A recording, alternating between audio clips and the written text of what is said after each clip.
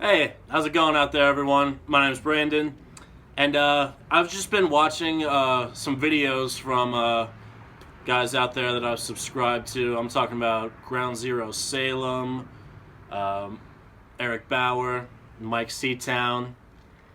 Uh, One of the videos was for the top hardcore records, similar to the list that I did for you know top 20 death metal records that got me into death metal.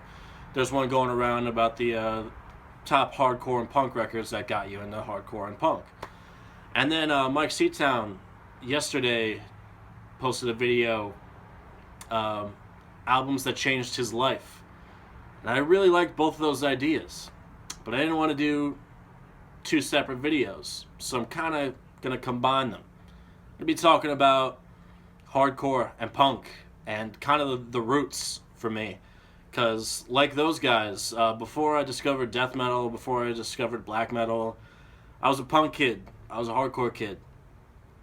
That was just the shit I liked. That was the shit that I knew about early on. And then, things change. You grow up, and sometimes your tastes change a little bit. You discover new stuff. And so, without further ado, the very beginning, and all of these are going to be in CD format because a lot of these are the original ones that I bought 10, 15 years ago before I started collecting records. So these are all going to be CDs. Some of them I've gone on to purchase on vinyl, but I'm just going to be showing the CDs today. And the first one is The Misfits, American Psycho. This is the Michael Graves era of The Misfits. The Misfits are my favorite band of all time. The single most important band to me, period. And I got this CD when I was probably 13, and it changed my life. It really did. It set me on a course that I don't know I would have taken had I not discovered this band. And I love the Michael Graves era just as much as I love the Danzig era. Both are equally awesome to me. But when it comes to the Danzig stuff, Static Age is, I love Earth AD, but this stuff is always the stuff that I keep coming back to. It's got just such an amazing collection of songs on it. And this was like really my introduction to punk music. Another favorite of mine, Alkaline Trio. Way more poppy sounding, but I would still consider them a punk or an alternative band. Because again, when I was 12 or 13, this was way different than all the shit that I was hearing on the radio or stuff my friends were listening to. So it's just put me on that path. And then I got into some more punk type shit. I was a young skateboarder. Dead Kennedys, Fresh Fruit for Rotting Vegetables. I heard the song Kill the Poor, opening track on this, and the soundtrack to the movie SLC Punk. Me and my friend would watch that movie all the time and then go skate and do punk stuff like spray paint and break shit. So that was another introduction to punk music for me, the Dead Kennedys.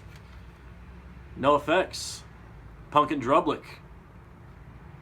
I want to say when I was like 14, my girlfriend at the time, her AOL Instant Messenger name was Punk and Drublick. So naturally, we were No Effects fans back in the day. I love this band.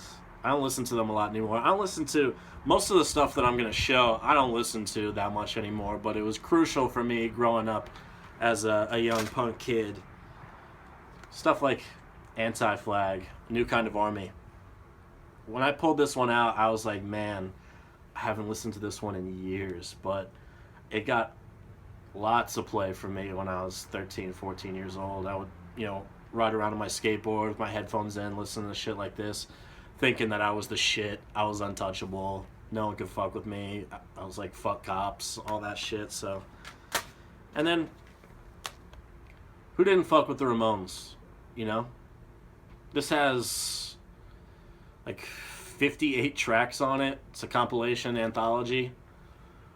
But just the classic, absolutely classic shit. And then I got into like a weird phase. Well, not really a weird phase, but I was obsessed with bands that were on labels like Ferret, Trustkill, and Eulogy.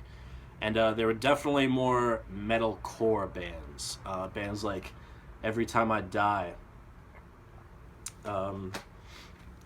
Remembering Never. I love this album. Women and Children Die First. Remembering Never were definitely very political and very, for me as a young kid, opened up some eyes that, there was other stuff to be angry about than, just cops and the government and shit like that. A band I still love, Unearth, The Oncoming Storm. Man, at the time, I thought this was the heaviest thing that existed. A Eulogy band, Evergreen Terrace. One of the first shows I ever went to, I saw Evergreen Terrace with A Life Once Lost at a place in New Jersey called Club Chrome that's no longer there anymore, like many of the venues in New Jersey.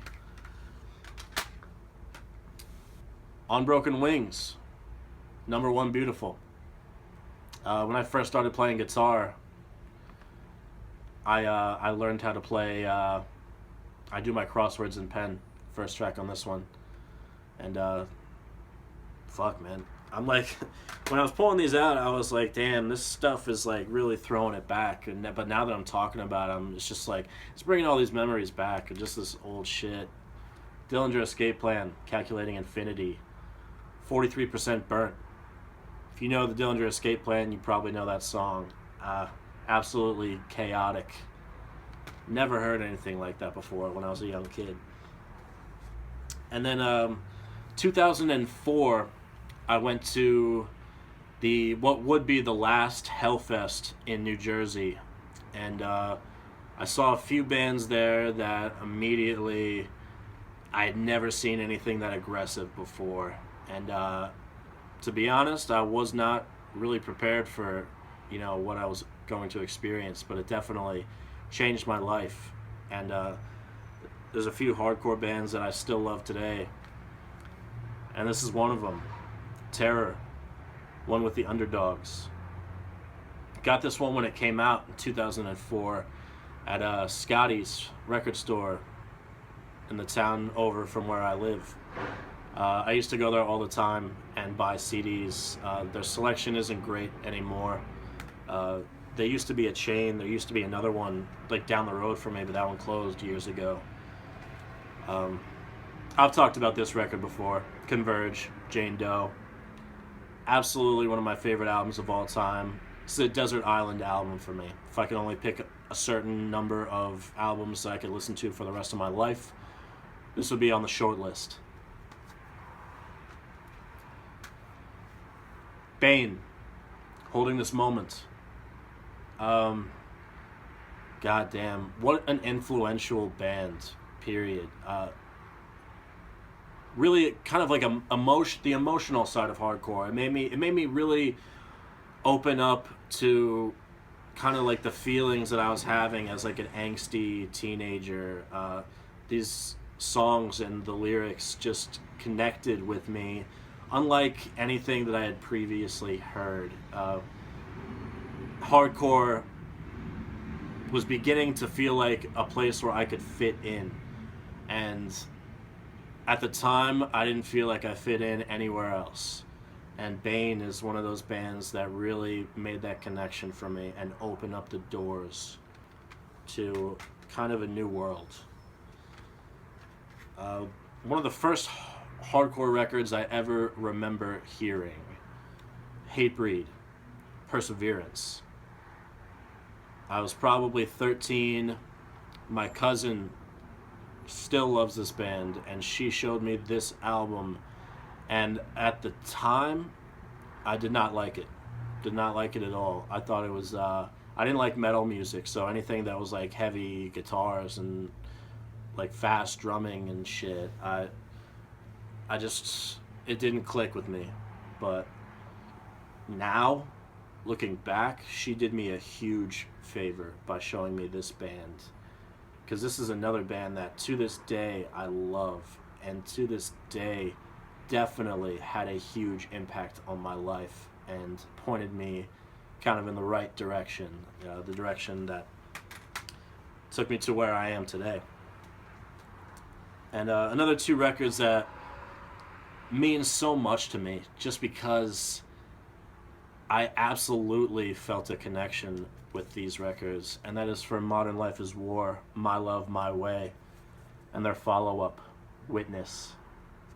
I have a Modern Life is War tattoo, Dead Ramones, and I don't know what it is about this band, but they weren't your traditional kind of like tough guy hardcore band. They were definitely more on the punk side, and listening to them even now, it takes me back to a time where I felt kind of lost. I felt like I didn't fit in anywhere, and this band kind of showed me that I wasn't alone, and it really meant a lot to me to know that there were others out there like me.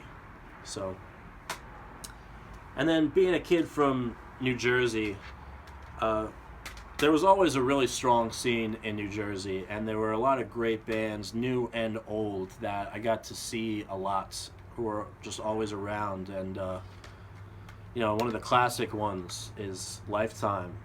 This is Jersey's best dancers. Lifetime, man, I once read that someone said that they were like the Beatles of New Jersey hardcore. Every time Lifetime would play, whether it was down in Asbury Park or up in the Meadowlands or wherever it was, there would just be lines around the building to wait and get in and see Lifetime. So this is a band that put Jersey on the map, gave them a good name. The Banner. This is another Ferret Records band, Each Breath Haunted. Man, I grew up seeing these guys. I used to see them once, twice a month, if not more often than that. And every time, just the sing-alongs, the pile-ons, the violence, the rowdiness. Fuck, man. I miss seeing these guys. I really do. Another band that I saw all the time, Folly. This is Insanity Later. This is a very strange band. They combine elements of hardcore punk and ska, and I do not like ska at all. But they did it in a way where it wasn't like obnoxious, it wasn't nerdy, it was hard. This record is hard. Trust me, listen to it, look it up. And then the most devastating band to ever come out of New Jersey's hardcore scene, Shattered Realm. Broken Ties, Spoken Lies. And the Guttural Monk, when he was doing his top death metal albums that got him into death metal, he included a Shattered Realm record, and I was like, fuck, you know what? Thinking back on it, these guys probably were the closest things to death metal that I listened to at the time without even knowing. There's definitely some heavy-ass death metal type of riffs on here, combined with the ferociousness of just pulse pounding, in your face, beat down hardcore. The likes of which I had never seen. The kind of violence that went on at Shattered Realm shows, it put fear in my heart, which is something that not a lot of bands can do. And I was scared at a lot of Shattered Realm shows, I'll tell you what. And then there's the classic stuff that I'll never grow out of. I don't listen to a lot of hardcore anymore. It was a big part of my life for a long time, but I kind of grew out of it for whatever reasons I'm not going to get into because it just doesn't matter. But there's bands that I will always like, bands that I will always listen to, and bands that I will always hold in high regard because to me, they did change my life, without a doubt. Gorilla Biscuits. This is the self-titled EP. New York hardcore. When I think of New York hardcore, there's a few bands that immediately come to mind, and Gorilla Biscuits is one of them, without a doubt. The first time I heard Gorilla Biscuits, I hated it. The kid's voice was like squeaking. It sounded corny. It sounded really immature, but it really captured something, man. Something that I feel like a lot of bands have been trying to chase after for a long time and just have never been able to replicate.